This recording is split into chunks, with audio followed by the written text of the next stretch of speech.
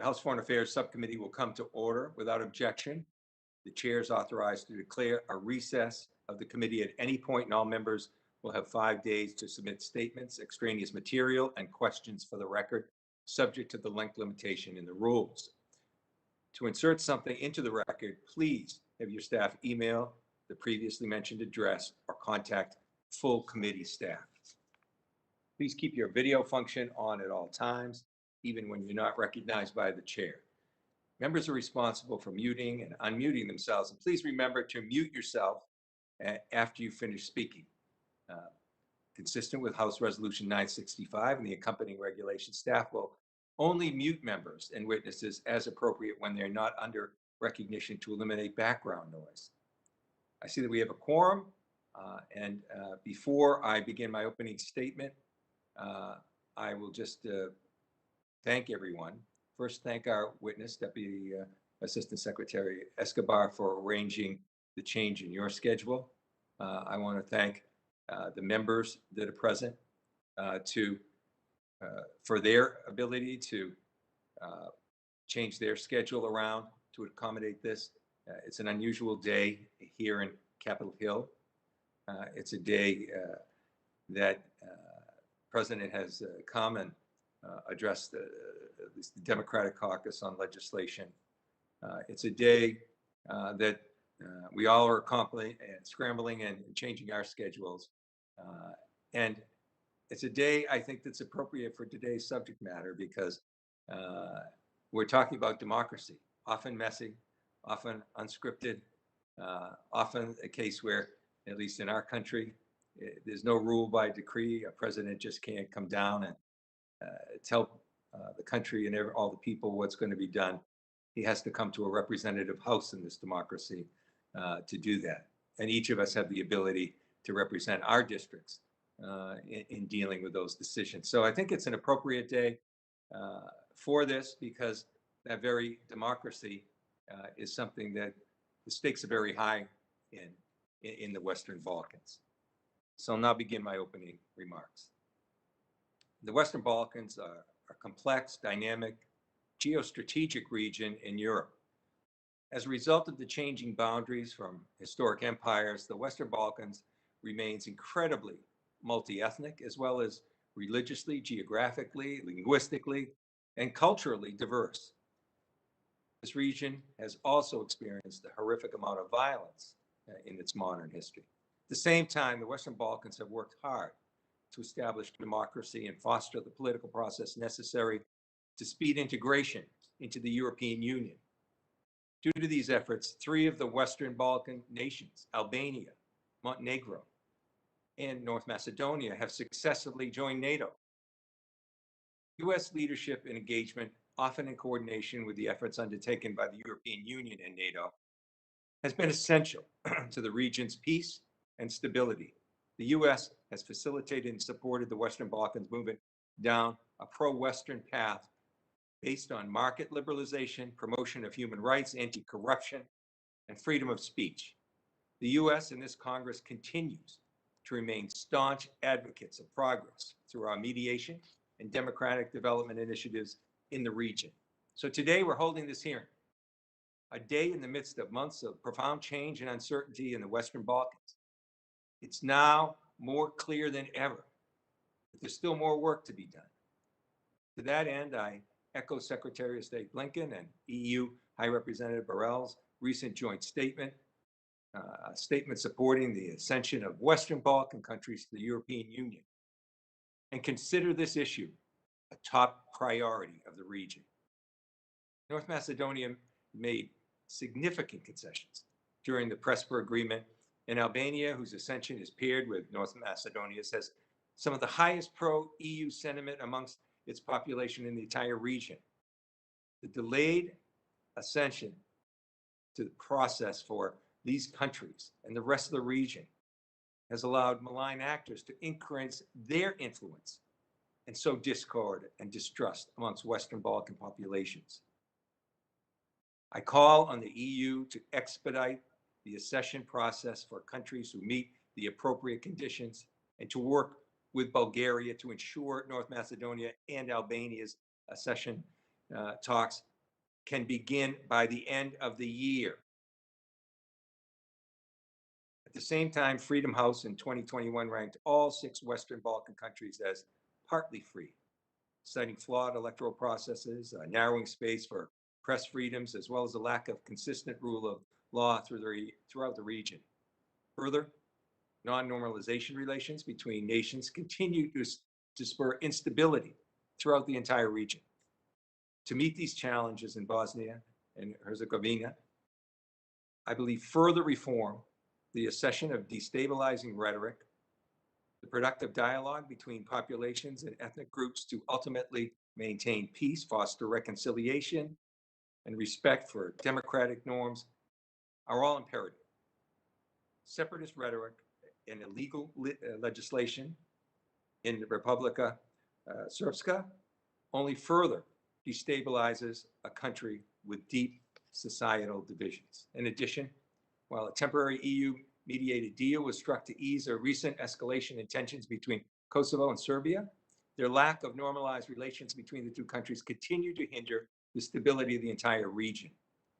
A permanent solution through the EU-led dialogue must be achieved, and I look forward to hearing from our witness about how the U.S. is helping to facilitate such an agreement.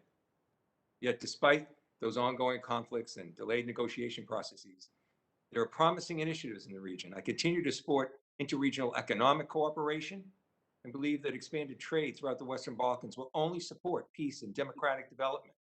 Furthermore, renewed U.S.-European cooperation means greater cooperation from the NATO countries. Finally, the use of sanctions by this administration, including recent changes to the Western Balkans sanction program in June of 21, is a necessary move to stifle the influence of corrupt local actors who seek personal gain over democratic processes, and to those who seek to destabilize regional peace agreements. I call upon the administration to consider the use of sanctions when appropriate. Now, to elaborate on the U.S. policy and engagement in the Western Balkans, we have invited Deputy Assistant Secretary Gabriel Escobar from the Department of State to provide testimony before the subcommittee today. This is the first House Foreign Affairs Committee hearing on the Western Balkans in this Congress, and Mr. Escobar's testimony is essential to better understand the Biden administration's approach in the region to the region as a whole. Ultimately, the Western Balkans remain a region with significant potential. And despite changing American leadership, Congress's commitment to finding long-term solutions in the region and maintaining our engagements and partnerships from Skopje to Podgorica, from Pristina to Sarajevo. We must continue to be engaged, and this region must remain strong. The coming weeks and months will be telling, and I look forward to hearing from Mr. Escobar as to how we in Congress can be helpful in achieving those long-term solutions that have, up until now, remained too elusive. I now turn to the ranking member, Mr. Fitzpatrick, for his opening remarks. Morning. Thank you, Chairman Keating, and thank you to our guest, Deputy Assistant Secretary Escobar, for being here with us today to discuss U.S. engagement in the Western Balkans. Over the last 3 decades, the United States has actively engaged in promoting peace, democracy, and the rule of law across the region. The U.S. and NATO air campaigns halted the violence against the Kosovo Albanian population by Milosevic regime, and NATO has since maintained security presence in the country to ease tensions. The U.S. also led a NATO mission to help end the Bosnian War and brokered the Dayton Peace Agreement that stands to this day. Building on this legacy, the U.S. commitment to supporting regional cooperation, peace processes, resistance to polarization, bringing corruption to light, and building trust in democratic institutions in the Western Balkans must remain steadfast. I'm particularly concerned about governance challenges in Bosnia that have the potential to undermine the Dayton Agreement. And I'm glad to see this administration direct focus on this issue, including efforts from our witness today, and Matt Palmer, who has been appointed as a special envoy for election reforms in Bosnia. I look forward to hearing more about this administration's plans on how its proposed electoral reforms will bring Bosnia's political system in line with European court rulings and the requirements of European integration. The promise of EU membership remains the key to unlocking long-sought reforms across the region. Opening accession talks with North Macedonia and Albania will provide much-needed hope to the people of the region and demonstrate that the West is fully supportive of their Euro-Atlantic trajectory. And failing to push forward with Euro-Atlantic integration will leave the Western Balkans more vulnerable to the autocrats in Moscow and Beijing. Russia's campaign against the Western Balkans follows a familiar playbook of sowing chaos, exploiting corruption and patronage networks, and weaponizing energy. Montenegro provides a stark example. In 2016, Russia supported a coup attempt against a pro-Western government for seeking to join the NATO alliance. Likewise, China has exploited the vacuum left in the Western Balkans by the stalled progress toward Euro-Atlantic integration through massive investments in infrastructure. The Belt and Road Initiative is China's Trojan horse, and in the Western Balkans, it has burdened nations with unimaginable debt and deepened the corruption and patronage networks that have plagued the region for years. It is my hope today that Deputy Assistant Secretary Escobar can discuss how the United States can continue to support peace, stability, democracy, and the rule of law in the Western Balkans. Moreover, I hope we can learn more about how the U.S. and Europe are working to build the region's resilience against Russian and PRC malign influence. We must remain vigilant in our efforts to deter authoritarian nations from destabilizing the region's Euro-Atlantic integration. And it is in the interest of both the United States and Europe and what the people of the Balkans really want. With that, Mr. Chairman, I yield back. Ranking member for his comments, and I'll now introduce our witness. I want to thank you for being here today, Deputy Assistant Escobar. Mr. Gabriel Escobar is the Deputy Assistant Secretary responsible for the Western Balkans at the U.S. Department of State. He also oversees the Office of Press and Public Diplomacy. Mr. Escobar has held a variety of leadership positions at the State Department, including Deputy Chief of Mission at the U.S. Embassy Belgrade and Economic Minister Counselor at the U.S. Embassy Baghdad. He is also the brother of one of our colleagues, Representative Escobar, and we welcome you here today. I'll now recognize you for 5 minutes, giving you great flexibility if you'd like to exceed that without objection, to read your prepared statement. It'll be made part of the record. Mr. Escobar, you're now recognized for your opening statement. Chairman Keating, Ranking Member Fitzpatrick, distinguished members of the subcommittee, thank you for inviting me to discuss U.S. engagement in the Western Balkans. For over 3 decades, the region has been the focus of sustained U.S. attention and investment, and the Biden administration shares this commitment to a region that is historically, politically, culturally, and geographic part of Europe. Our goal for all 6 countries of the region is to support their successful integration into European institutions and eventual accession to the EU. We are working with our EU partners to reinforce the message that accession remains a real possibility within a realistic timeframe, an incentive critical to the aspirants' continued political will to implement difficult reforms and bolster resistance to harmful Chinese and Russian influence and activities on Europe's doorstep. The strongest message the EU could give now is to schedule the start of North Macedonia and Albania's EU accession negotiations before the end of this calendar year.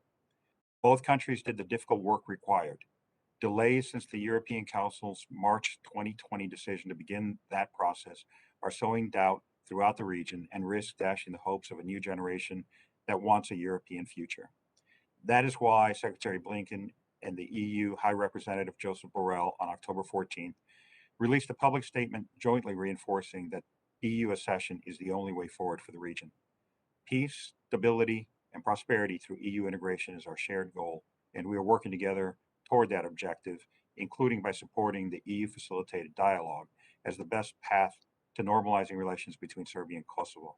And that is why I traveled to Brussels last month to back EU Special Representative Miroslav Lajčák in efforts to press both sides to de-escalate tensions over vehicle registration and to secure agreement on a solution that created space for them to focus on more complicated issues. Together, we made clear that the dialogue is the forum in which both sides, as equals, must work to resolve their differences and normalize relations, ideally through mutual recognition. A vibrant political process yielded significant change in Montenegro in August 2020. We've made clear that our partnership with Montenegro is a partnership with the country, its people, and their democratic institutions, rather than any one political party. We are prepared to work with all Montenegrin partners to share the vision of a sovereign, inclusive, democratic country that is advancing necessary reforms as an EU aspirant while upholding its solemn pledges as a stalwart NATO ally. This can be furthered through inclusive dialogue, including with civil society, focused on goals that unite Montenegrins: peace, democratic progress, and economic development, rather than on identity politics and nationalist rhetoric that divides them. In Bosnia and Herzegovina, the U.S. Remains critical to preserving the country's sovereignty, territorial integrity, and the gains of the last 26 years under the Dayton Peace Agreement. We're now working with the EU and others to press for reforms to secure Bosnia's place in the Euro-Atlantic community. Bosnia's clear path from Dayton to Brussels leads through continued reform, including step-by-step electoral, rule of law, and economic reforms that will benefit all its citizens. We and the EU are pressing for these changes. The Office of the High Representative and U4's operationality are indispensable in these efforts. Recent threats to state-level institutions by Milorad Dodik are dangerous and threaten to undermine Dayton and the European choice and perspective of all Bosnian and Herzegovina citizens. We are vigorously engaging with local actors and our partners to push back on any moves that threaten a return to Bosnia's troubled past rather than securing its brighter future. Thanks to generous bipartisan support from Congress, U.S. assistance reflects our standing commitment to the Western Balkans. The United States has provided over $2.4 billion in assistance to the region in the past decade. In fiscal year 2021 alone, over $145 million is helping advance the region on its European path and building resilience to negative external influences. Moscow and Beijing are actively opposed to the region's Western integration, deploying disinformation and exploiting vulnerabilities to divert the countries of the Western Balkans from their democratically chosen paths while gaining an economic and political foothold in Europe. Russia weaponizes its energy supply to coerce politicians, foster corruption, and stunt growth potential. The People's Republic of China is also working to expand its influence in critical infrastructure and through economic coercion. We cannot let them succeed. The Western Balkans is economically dynamic and full of promise, with its eyes firmly set on joining Europe's single market. Working together, these countries can resolve political challenges and accelerate changes to raise living standards, stem brain drain, and secure the foundation for long-term prosperity. We're committed to helping them secure this integration and to prioritize sustainable investments in quality infrastructure and clean energy, transitioning away from coal and driving regional energy connections. Initiatives like the Common Regional Market, Open Balkans initiatives, and Green Agenda show regional economic integration and cooperation are possible, beneficial, and indispensable for growth. In closing, allow me to underscore that the Biden administration has redoubled the U.S. commitment to work with allies and partners to help the Western Balkans advance the European paths. I look forward to working with Congress and welcome your questions. Thank you for your testimony. I'll now recognize members for 5 minutes each pursuant to House rules. All time yielded is for the purposes of questioning our witness. Because of the virtual format of this hearing, I'll recognize members by committee seniority, alternating between Democratic and Republican members. If you miss your turn, please let our staff know and we'll circle back to you. If you seek recognition, you must unmute your microphone and address the chair verbally. I will now start by recognizing myself for 5 minutes. Just want to begin with a very pointed question that I think is practical and essentially, at least as a starting point, because the accession of the Western Balkans countries to the European Union is essential. It's essential for U.S. foreign policy and for European Union policy at large. This was, as you mentioned, reaffirmed at the recent joint statement by Secretary Blinken and EU High Representative Borrell. Yet at a recent EU summit on the Western Balkans, the EU was unable to set a concrete timeline for the accession of any Western Balkans countries And there continues to be sticking points on the part of both of the aspiring members in the European Union itself. Now, despite significant concessions by North Macedonia in their prior dispute with Greece that was resolved with the PRESPA agreement, the initiative of the North Macedonia's accession talks remains stalled. And it remains stalled over language dispute with Bulgaria. As a result of Albania's accession talks being tied to this, neither of the two countries can proceed forward. Albania not only has strong public support for EU membership, but also has been a staunch NATO ally. So my question is, what steps specifically can the Biden administration take, and how can they work with the Bulgarians after their upcoming election in November to facilitate an end to this agreement?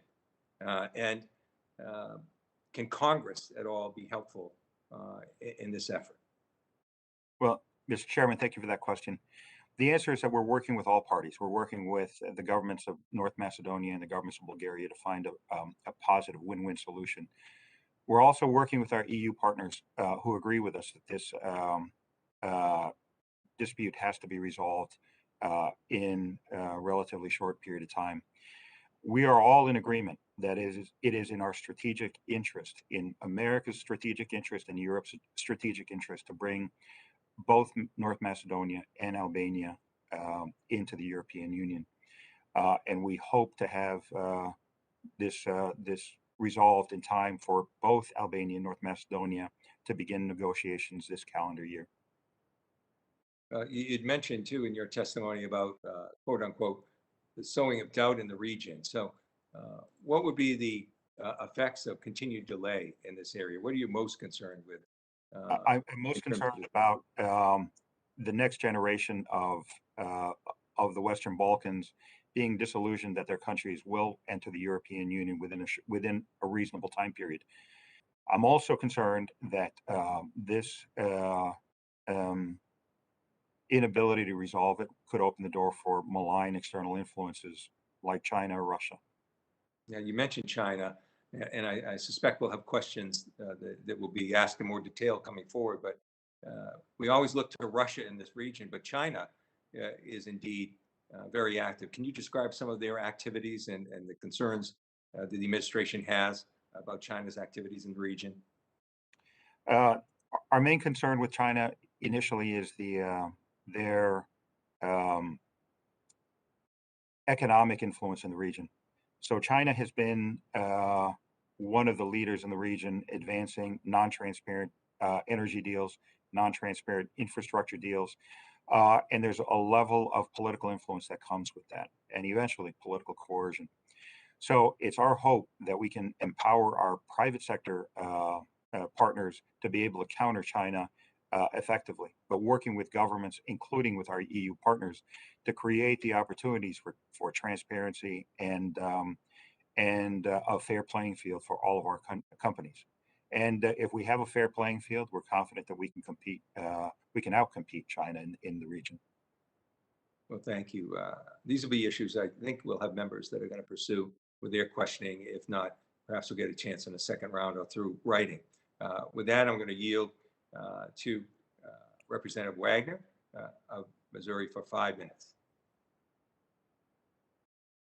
I thank you, Chairman Keating, for organizing this important hearing, and I want to thank Deputy Assistant Secretary Escobar for his expertise and certainly for his service. Among the most urgent priorities the United States must pursue in Europe is the promotion of peace, prosperity, and Western integration in the Balkans. Today, deepening divisions in Bosnia, fueled by the reckless secession threats of Bosnia Serb politicians like Milorad Dodik, pose perhaps the gravest threat to Balkan stability. It worries me tremendously to see Bosnian Serb nationalists, in coordination with the ruthless Putin regime, working to roll back the progress Bosnia has made in the last several years. I represent the largest Bosnian community outside of Bosnia, and many of my constituents fled to St. Louis during 1992-1995 Bosnian War, in which more than 100,000 lost their lives. A majority of those killed were Muslim majority Bosniaks. I cannot imagine the heartache my constituents must feel when Dodik denies the horrifying genocide committed by Serb troops against Bosniak Muslims at Srebrenica, or when he threatens to lead the dissolution of Bosnia. These actions are offensive to those who lost loved ones in the Bosnian War, and they are profoundly dangerous to Bosnia's future as a unified, multi-ethnic state. It is imperative that the United States protect Bosnian sovereignty and territorial integrity as the country navigates these challenges. Deputy Assistant Secretary Escobar, a leaked cable written by Special Envoy for the Western Balkans, Matthew Palmer, has been criticized by some Bosniak analysts as outlining a dangerous policy in respect to electoral reform in Bosnia. They suggest Mr. Palmer is working too closely with the nationalist forces who are aiming to further ethnicize the electoral law. What is the Biden administration's plans to address these concerns, sir? Well, thank you for that question, Congresswoman. And I want to say to begin with that I know many of the communities that have resettled in your district. They are very, very loyal and patriotic Americans, and I welcome their support in everything that we do in the Balkans. With regard to Bosnia and Herzegovina, the Dayton Peace Agreement is the basis of our policy there. That agreement has managed to keep the peace for over 25 years. And that agreement reinforces the independence, sovereignty, and territorial integrity of Bosnia and Herzegovina. And we see Bosnia and Herzegovina as succeeding only as a multi-ethnic, inclusive, and democratic country. I agree with you that efforts to unilaterally withdraw by any entity, to unilaterally withdraw from central institutions is dangerous and reckless. We're working with our European partners, with NATO, with the U4, and with the Office of the High Representative to ensure that none of this comes to pass. I personally will be traveling to the region in November to reinforce that message. The counselor to the Secretary of State will follow shortly afterwards. But in the meantime, we have several people who are engaged on this on a day-to-day basis, including 4 full-time senior Foreign Service officers in country at any given time. Good.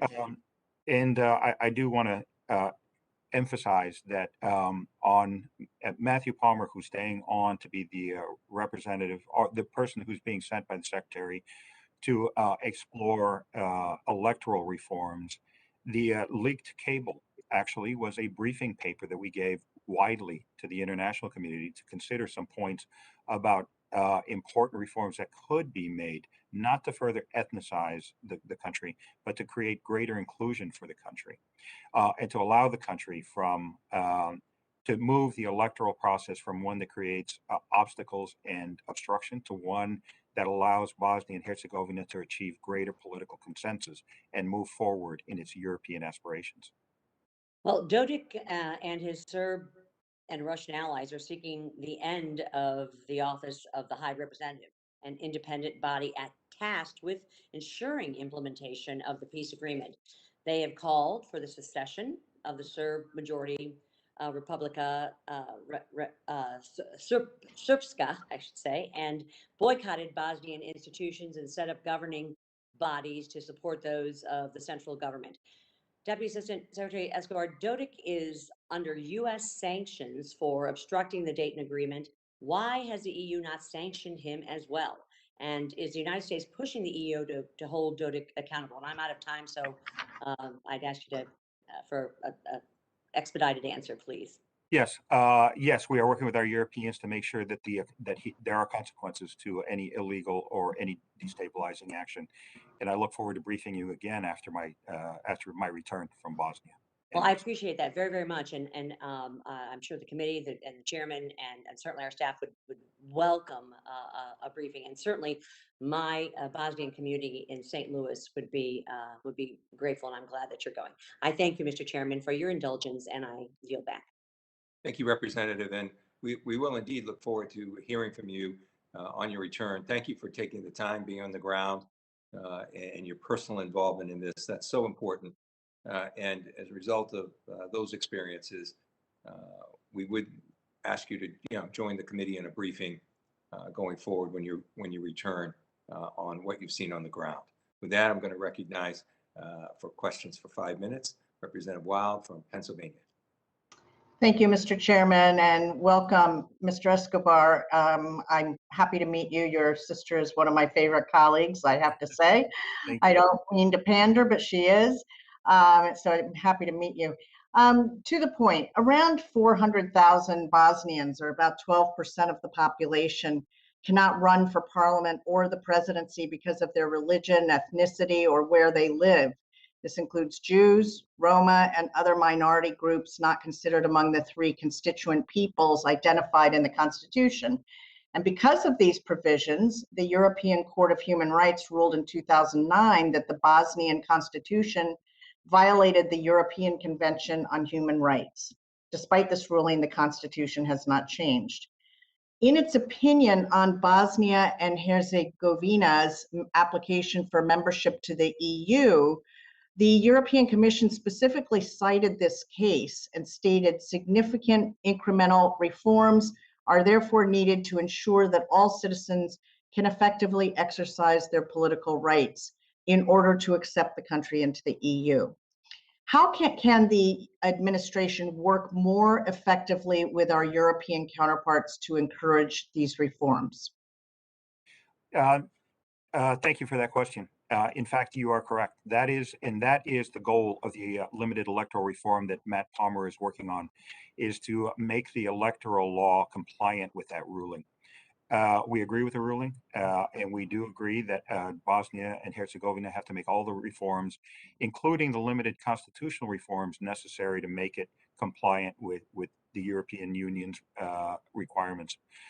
Additionally, this is not the only obstacle to Bosnia and Herzegovina's EU aspirations. There are significant questions on rule of law and other issues.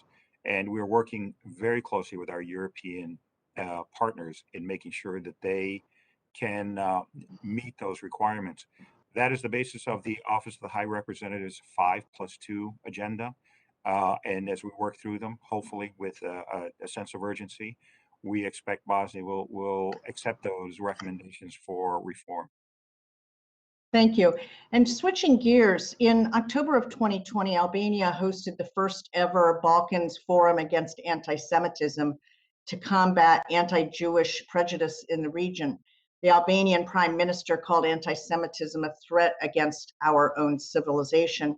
How can we in the United States incentivize more allies and partners in the region to take concrete steps against the rising threats of anti-Semitism, racism, and ethno-nationalist violence? Well, thank you. I agree with you. We need to take important steps to address this.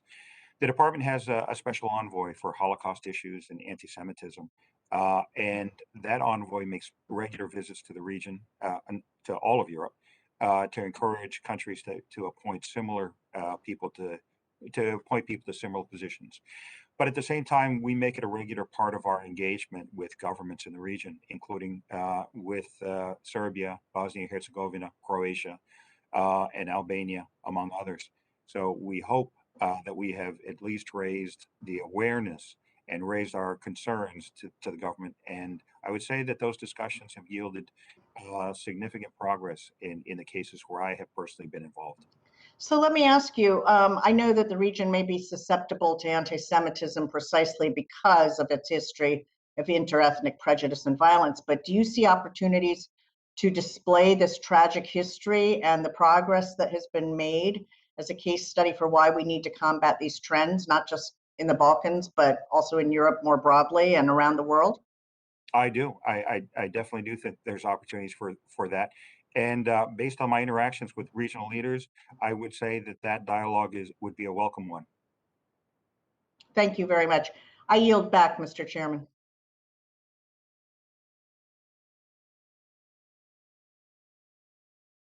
Important questions, and I now recognize Mr. Mass, Representative Mass from Florida, for 5 minutes.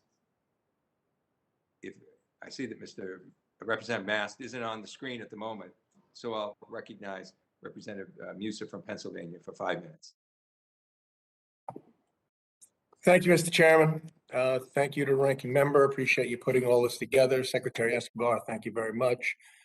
There are concerning reports about the Serbia co-president Dardik's activities to undermine and dismantle Bosnia's central government. After calling for the succession of the Republika Srpska for many years, Dodik is now setting up separate Serb governing bodies and vowing to create his own Bosnian Serb army. He most recently created a separate drug enforcement agency, which many say is a preview to separate law enforcement and other key governmental agencies. He's doing all this with the apparent support of the Russian government that seeks to destabilize Bosnia's central government. So, Secretary Escobar, how is the U.S. countering Dardik's efforts to undermine the Bosnian central government? Well, I agree with you that these moves to withdraw from the central institutions are both illegal and destabilizing. So we have called on leaders across the spectrum in Bosnia and Herzegovina not to match him in his rhetoric and not to escalate the situation. So I personally have made a series of phone calls to leaders. I will be traveling to the region later this month. We've worked with our European partners to do the same. We have made joint statements in support of Bosnia's territorial integrity, and we will continue to support the continued international presence in Bosnia and Herzegovina, including support for the Office of the High Representative and support for EUFOR's Althea mission. But beyond that, we have other tools, including sanctions, that we are prepared to use in order to limit any further challenges to Bosnia's territorial integrity. Thanks for that answer. Yeah, I did have the occasion to speak with a foreign minister recently, very, very concerned about matters, and certainly your long history there and knowing the ground, knowing the field, I'm sure will be enormously helpful because it seems like a very, very precarious situation. I would say, Russia, Congressman, that with very, very few exceptions, Dodik has very little support for what he's doing, including very little public support. good. And I hope to capitalize on that. Yeah, all right, that's excellent to hear. Okay, so Russia has cultivated dependence and exerting their type of influence, which is usually malign. It's exacerbating discord in Bosnia, derailing Balkans countries' NATO bids. That's something that, of course, is a great interest to many, and be using Serbia as a regional intelligence hub. And yet the region depends very much on Russian natural gas. So what are you and the Biden administration working to counter Russia's malign influence in the region and perhaps decrease their dependence on Russian energy? Well, we have been working with with governments in the region to create regional energy connections that will involve LNG terminals throughout the region. We're working very closely with various governments to increase their capacity for renewable energy. And from a political perspective, we work very closely with them to help them identify this malign influence and counter it. So I am pleased to report that several countries in the region have already entered into legally binding contractual obligations to diversify from Russian natural gas in the near future. Well, that sounds encouraging. Terrific. Now, just on to China. Various conversations I've had with citizens of Bosnia, real concerned about the investments being made from China. and the leverage being used. State Department, I'm sure, recognize this, working to provide an alternative to China's very often coercive form of diplomacy in the Balkans? Yeah, so I'll start with the very beginning. The economic seduction of China in the region is illusory. China does not care about environmental concerns, labor rights, or transparency. But more and more, as these countries close chapters to join the European Union, they have to care about those issues. And as they care about those issues, they see more and more that Western companies are the answer to their infrastructure development, not China. So we'll continue that pressure. But as we do so, we're working very closely with our private sector partners to identify the advantages of American and European investment in the region. Thank you for your strong answers, and I yield back, Mr. Chairman. Thank you, Representative.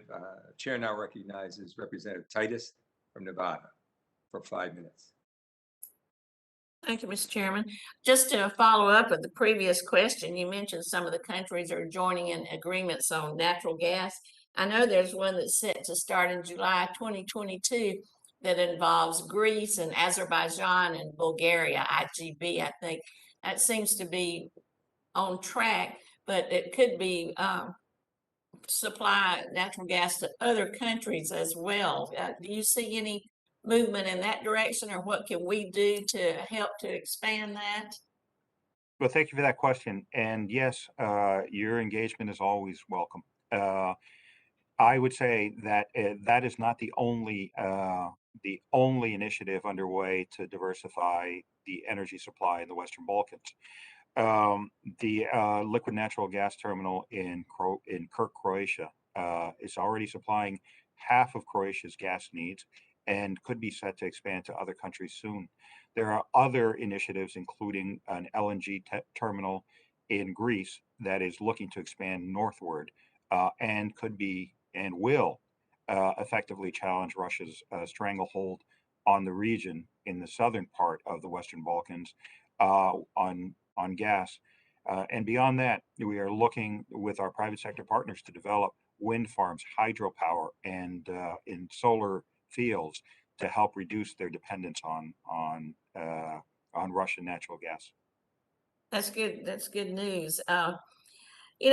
Speaking of Russia, talk about their influence. We also know that they are meddling in elections there, not just in the U.S. against Hillary Clinton, but we saw Russia interference in the election with North Macedonia's name change to try to slow down that process of Macedonia joining the EU. They weren't successful, but they're certainly there. Do you see evidence of that sort of thing anywhere else? We do. Russia has a very substantial disinformation and propaganda network, and it operates very, very actively in the Western Balkans.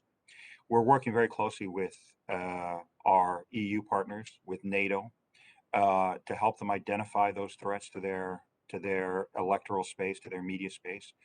And there is a significant Department of State effort to provide them with greater resiliency to their nets and to their media space through anti-corruption drives, through our Bureau of International Narcotics and Law Enforcement, through USAID, and again through our partnership with NATO. The president expanded or continued the sanctions that had been imposed earlier there in the Balkans. I think they were put in place as far back as 2001. Has there been any assessment if these sanctions are really working? That always seems to be our go-to position, impose sanctions. We know they really haven't worked in Russia. Are they working in the Balkans? Have you looked at that? Should we try something else? Well, I would say that sanctions are an important tool to have. They're not the sole answer to the democratic challenges that the region faces, but they are important for us. And I would say that yes, that sanctions do have an important effect because they are almost always targeted at individuals and not at governments. So we've had tremendous success in altering the behavior of certain people.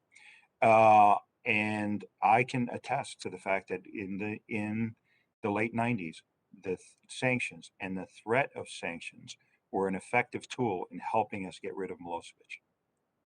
You know, speaking of individuals and bad behavior, some of the atrocity crimes from the previous war are still being discussed. They're still very tender areas, especially those who used rape as a tool of war. Where are we in terms of trying to settle those issues so we can be more effective in moving the countries forward? Well, we were very effective in arresting nearly everybody who was on the list of indicted war criminals put out by the International Criminal Tribunal for the ex-Yugoslavia. I think all of them ended up at some point facing justice. We also have a residual mechanism that all of the countries of the region have signed on to that requires them to prosecute domestically anybody who has been accused of war crimes. And we continue to work with that residual mechanism in Bosnia, in Serbia, and Kosovo to make sure that those people do not evade justice. Thank you. Well, thank you, Mr. Chairman. Representative, Chair now recognizes Representative Tenney from New York for 5 minutes. Thank you, Chairman Keating and Ranking Member, and thank you to our witness today. Really interested in this region of the world since I served as the only American employed by the former Yugoslav consulate during the 80s and also during the Olympics in Sarajevo. So I spent a lot of time and a lot of years traveling to this region of the world, and this is a really timely meeting. So again, I thank the chairman for doing this, and we're seeing, you know, real strategic competition dramatically in the Western Balkans, becoming a place with renewed geopolitical focus for Russia as well as China. And right now, I think we need to continue our efforts in the Western Balkans in order to counter this Russian influence and bring greater stability to the region. In the Balkans, especially, the scale and depth of the U.S.-European cooperation demonstrates the ways in which the transatlantic relationship helps us address real issues and build stronger and long-term bulwarks against this Chinese and Russian influence, which I hear about all the time from my friends, formerly of the consulate and in other parts of the former Yugoslavia. My first question, in dealing with Serbia, Albania, and North Macedonia, they're engaged in a regional economic process called the Open Balkans. I believe greater regional economic integration could make the Western Balkans more interconnected and prosperous. Does the State Department support the Open Balkans initiative? We support all initiatives that bring the countries closer together economically. We believe that closer economic cooperation is not only happening, but it will continue to happen. The leaders of the three countries that have explored the Open Balkan Initiative have assured us that it is open to all 6 countries of the Western Balkans, and we believe them. And in fact, it cannot succeed without the other 3. This Open Balkans Initiative also mirrors something under the Berlin process called the Common Regional Market. So we think that they're complementary. We think that anything that brings the countries closer together will create confidence among the people, will create opportunities for political movement on some of the issues. So yes, we support all efforts to bring the countries closer together economically. And by the way, should this happen, should we get a regional market, a free market among 6 countries of 20 million people and $125 billion economy with great growth rates upwards of 6 or 7%, it would be a very, very attractive market for American companies. So we want to encourage all of that, and we want to encourage American investment in the region as well. Thank you. Yeah, especially countering anything that the Russians are doing. Let me ask you, is the administration doing anything to ensure that Montenegro sticks to its Euro-Atlantic path and upholds its obligations to NATO? And what would be the consequences for these efforts as the pro-Russian Democratic Front directly participates in government? Is that something that you guys are tracking? Yeah, we're tracking that very, very closely. In fact, last week we had a series of Montenegrin delegations visit Washington, where we pressed them on maintaining not only their European orientation, but upholding their NATO commitments. At every meeting with every interlocutor, we got the commitments that their government will abide by that arrangement. Additionally, we raised with them our concerns about the Democratic Front, and they have recognized that every member of the coalition will sign on to continued NATO membership, continued recognition of Kosovo, and a continued path to Europe. And we've gotten assurances that that will not change. So Right. we're watching very closely. And as I travel to the region, immediately after my visit to Bosnia and Herzegovina, I am traveling to Montenegro by road to have more discussions with the government to ensure that this continues to be the case. Okay, that sounds like a lot of progress is at least on being made. In terms of Montenegro's security and intelligence services, are we actively monitoring that, and are we able to scrutinize some of these key appointments and keeping track of what's happening with the DF and their participation in the government? Yes, the government has given us full transparency about their moves within the government. They have previewed their appointments, and they continue to meet their obligations. I would say that Montenegro is still a very, very close ally and a very good friend. I got so many questions for you. I don't know how much time I have. I don't see it on my screen there, but just a quick question on Serbia. They have been seeking to procure U.S.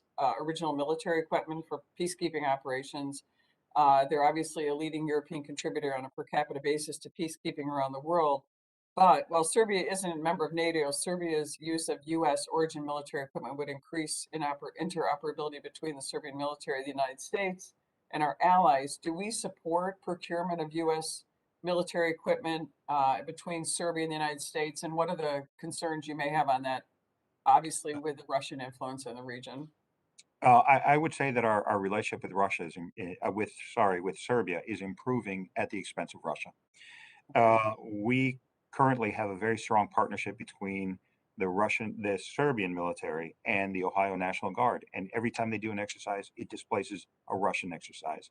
So with regard to Serbia's peacekeeping participation, they have worked very closely with us to improve their peacekeeping capacity, and they have most recently signed an agreement to be part of the multinational force observers in the Sinai, helping keep the peace between Egypt and Israel. So we welcome that kind of engagement by Serbia, and we welcome their efforts to procure American-made equipment in limited cases. Great, thank you. Can I just grab one quick question on Bulgaria? They have 16 European Court of Human Rights judgments against them for violating human rights and freedom of assembly of the Macedonian minority in Bulgaria. What is the administration doing to make sure Bulgaria is fulfilling its obligations as a NATO member in regard to these human rights violations?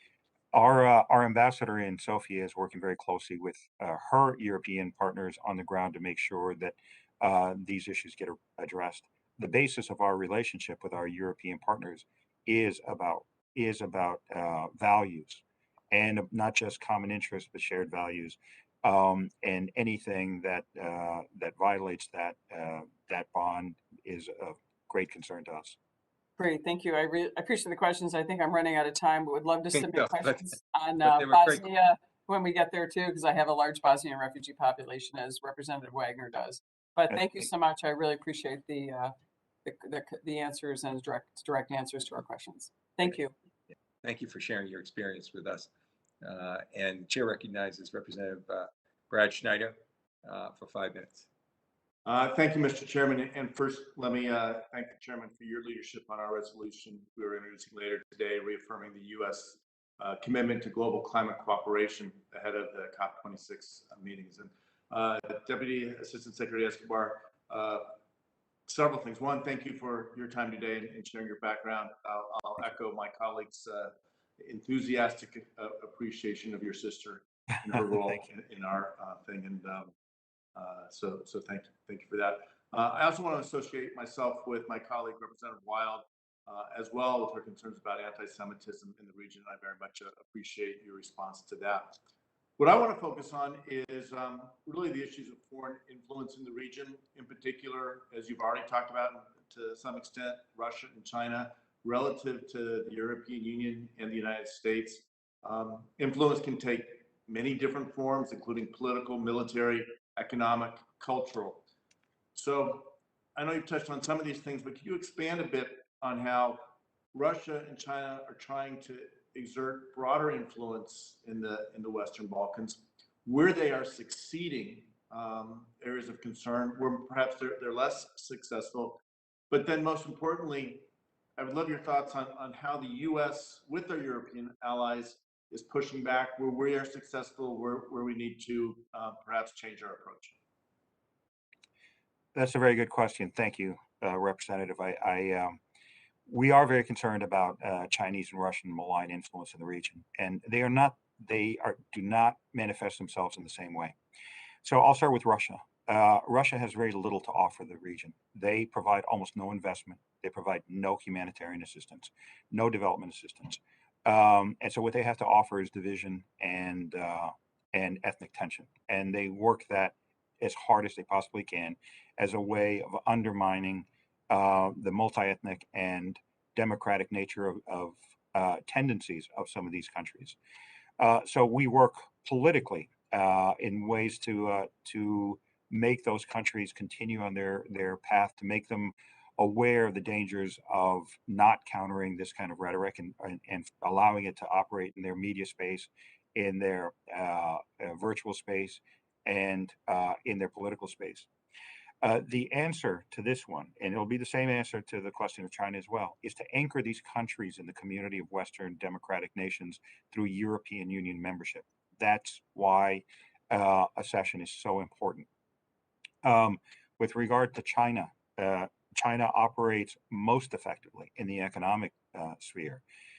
They provide non-transparent loans, often with conditions that surprise the countries later. They operate in ways that overpromise and underfulfill their commercial commitments, and they frequently do so by pressing that these contracts become state secrets. So even the taxpayers and the voters and citizens of these countries don't understand the nature of Chinese investment. So again, anchoring these countries in the European Union, where they have legally binding obligations to transparency, open tenders, freedom of information to their citizens, is absolutely crucial. In the meantime, I do believe that American companies are the best in the world, and they can outcompete China anywhere, anytime, on the basis of quality, customer support, and technology. So it is our hope that we can help find ways to foster American investment in the region, which is one of the reasons why this common regional market would make it an attractive target for American companies. So ultimately, it is this joining this broad open market of Europe with its standards, its legislative framework, and its regulatory structure that'll help us combat Chinese economic influence. Great, thank you. And with my last few seconds here, just building on that, much of it depends on the European Union and member countries taking action. Are there things we can do in Congress to help promote and support American companies doing business in the region, strengthening economic ties, and at the same time working to strengthen the economic ties between the countries that make up the Balkans? Yes, I would say that high-level attention is always welcome. Support for our assistance programs to make these countries more capable of handling transparency, legal reforms, regulatory reforms is important. And engagement with your European counterparts, expressing how important it is that they get engaged in the Balkans as well, is crucial to this process. Great, thank you. And I'm over time, Chairman. I appreciate the extra time, and I yield back. Mr. Chairman, you're on mute. Representative, and thank you for bringing up the economic questions that we have. Chair recognizes Representative Pfluger from Texas for 5 minutes. Well, thank you, Mr. Chairman. appreciate your leadership on this important topic here. And Mr. Secretary, thank you for joining us today. I think a lot of my questions are going to be focused around kind of a similar trend that you've seen here. And really, it gets to the heart of our influence versus Russian influence. And I want to focus on energy specifically. I mean, there's a massive energy crisis going on right now in Europe. To put this in context, I see prices in Western Europe at $25 an MCF for natural gas, which is 5 times that of the United States. I think we're in for a rough winter. I think we'll see some challenges there. And the most concerning piece of this is that we see Putin very willing to weaponize energy as a tool of diplomacy. If you want to call it diplomacy, I'll put some air quotes over that, but it's a tool because it's very concerning with the Nord Stream pipeline. With you can go through the Baltic countries all the way down into the Balkans, and everyone is very concerned about this. So I just kind of wanted to get your, have you seen examples of the Putin regime attempting to weaponize dependence in the Western Balkans area on Russian energy so far? Absolutely. Every energy deal that Putin enters into comes with political requirements. In some cases, it's pressure for countries not to enter into required sanctions against Russia and Russian entities and Russian individuals. In other cases, it's to try to garner support for their moves in the United Nations to counter our agenda. And in many cases, it's to isolate our efforts in moving these countries closer to Europe. So yes, there's a tremendous amount of coercion that goes on, and it's one of the main reasons why we are seeking these countries to look for ways to diversify their energy, and it will happen. And the question is how fast we can make it happen. So we've been working very, very closely with our partners in the region to get liquid natural gas and renewables online as quickly as possible. And I'm hopeful that in the next 5 years, a lot of those investments and a lot of those deals will bear fruit. Well, we're hopeful as well. And I think, yesterday we had a hearing with Development Finance Corp and some others. And one of the things that strikes me right now is that that's a great tool for us to use with the Western business values. And whether it's in Greece or whether it's in Serbia or whether it's in any of these countries, we want to make sure that the DFC continues with their commitment, for instance, to open an office in Belgrade or to do the things that Congress has specifically instructed them to do. So can you kind of talk to the benefits if they were, when this happens, because it's something that I believe will help diversify. Talk to the benefits of what the DFC can be doing and what they should be doing with regards to energy specifically in this region. I share your enthusiasm for the opportunities that DFC offers the region. And I can say that DFC has offered some tools, including in Serbia, that were incredibly important in entrepreneurial development in women's issues. So I welcome their continued engagement. But to be honest, our biggest challenge in facing China is financing of major infrastructure. And if there are ways that a DFC can find to legally support some of these infrastructure deals, it will go a long way, because some of these multi-billion-dollar investments are a big deal to small countries. So they need to have the financing in place before they can agree to deals. And that's where China has an advantage over our companies, in that China can come in and offer the deal and the financing at the same time. Now, as I said before, the financing often is non-transparent and not open to scrutiny by the public. Right. But I'm hopeful that we can work with DFC to find opportunities to counter that. Well, and Secretary Escobar, thank you so much for that. I think that it's so important that we look for these, whether it's the DFC or other mechanisms. These countries are going to fill their energy needs in one way or another. And if they can diversify, that's great. But the number one thing is they are going to make sure that they have energy. And we don't want that to be at the expense of a bad deal politically or with strings attached or something that leads, to an even more desperate situation. And so we want to be a part of this solution. We welcome the inputs. and the avenues that we can explore. But I'm very passionate about making sure that, especially knowing that Nord Stream does have a lot of political implications with it, negative connotations, that we provide these countries with another alternative, and that we can move in the direction of pro-Western value business models that allow them to have energy, and also that create good partners and in some cases allies for us. With that, Mr. Chairman, I yield back and thank you, Secretary, for being here today. Thank you. Thank you very much, Representative.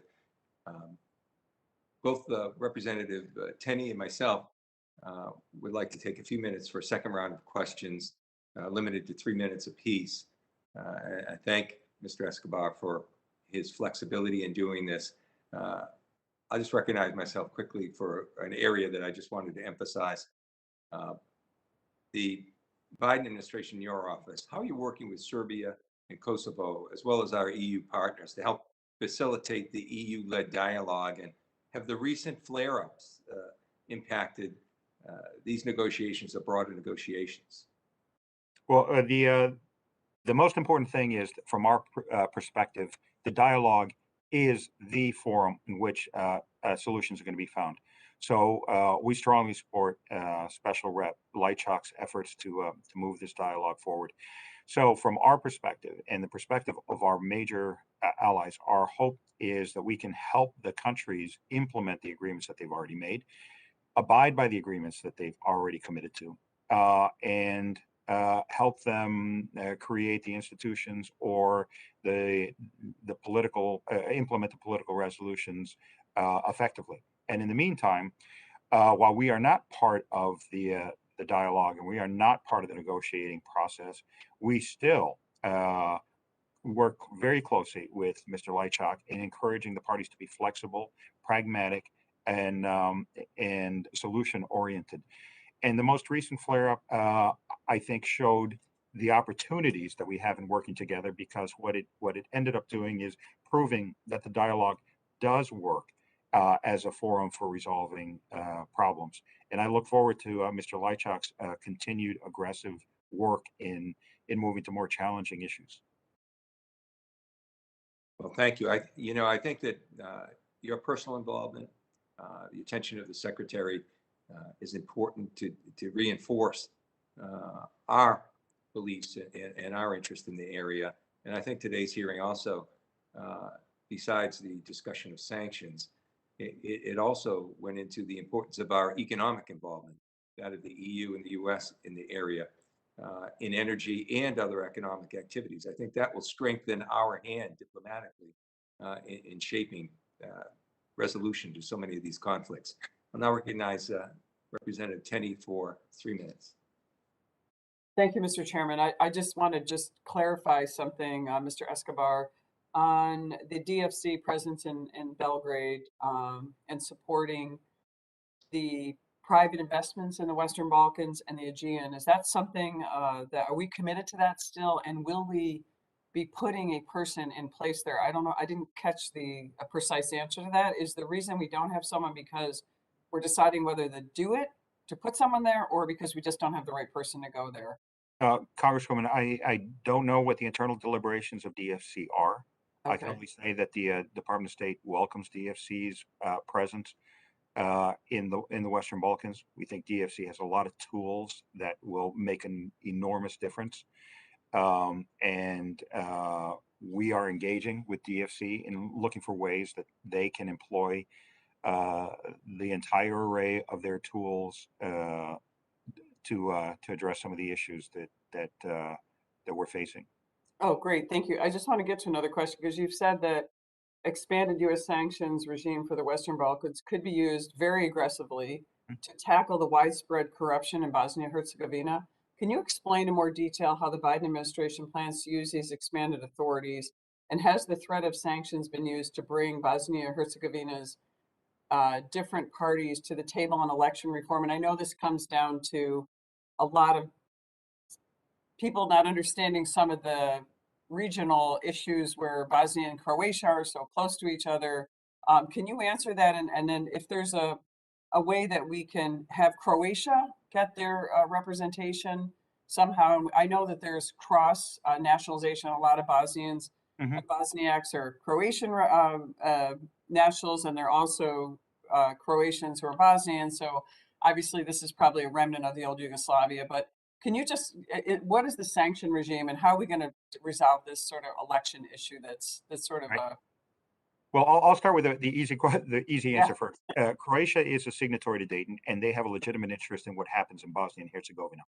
And for that reason, Matt Palmer stopped in Zagreb for consultations before he traveled on to Sarajevo. So we are working with our Croatian partners in making sure that that they can support and implement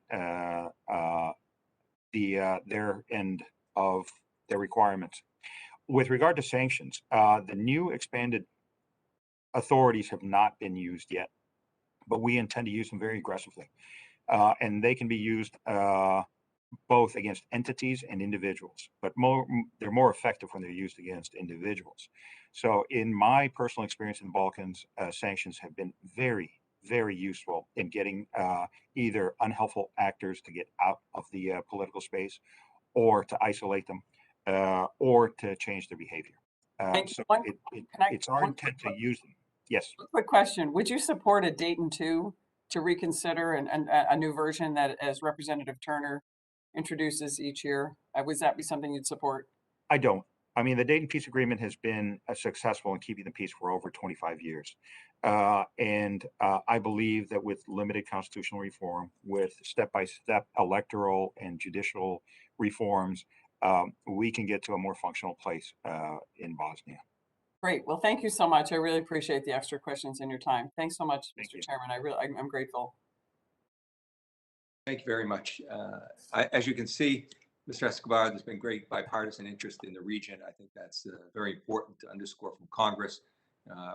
We'll very much appreciate a follow-up when you're back in terms of what our greater role can be. There are many instances. I think with one of the things on the ground, if you could come back to, would be the issue of some of our developmental funding is limited to areas where the per capita income, it's geared to lower per capita income. And I think that inhibits, where it's fairly modernized in this region, some of those monies from being directed there, as important as they are for democratic initiatives. So I think that's important. And another thing coming back, if I'm just intrigued that as China becomes more and more active in that area, Russia obviously will look at this as some type of intrusion on an area they consider to have greater influence on.